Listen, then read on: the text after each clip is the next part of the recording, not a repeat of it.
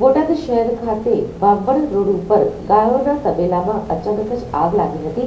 આ ઘટના સ્થળે ફાયર બ્રિગેડ તેમજ લોકો દ્વારા આગને કાબૂમાં લેવામાં આવી હતી। બોટાદ શહેરમાં બાંભણ રોડ ઉપર નવમી શેરી વિસ્તારમાં ગાયના તબેલામાં આગ લાગવાની ઘટના બની હતી।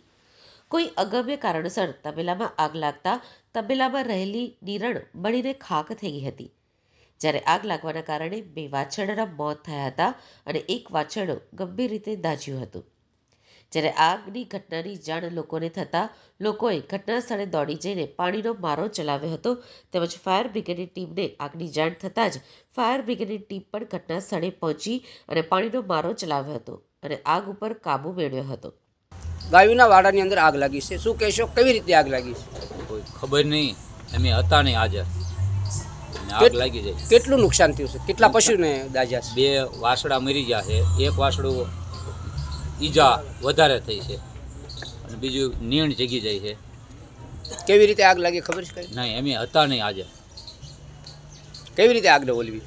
બધા પાડોશી છે, પાણી ડોલું કરી, 2-3 મોટરો ચાલુ કરી, ફાયર બ્રિગેડ ઘટના સ્થળે પહોંચ્યું? આવી ગયું, હા આવી જઈ હતી ગાડી, આવી જઈ પછી આવી, પણ પહેલાં અડધું ઓલવી નાખ્યું હતું।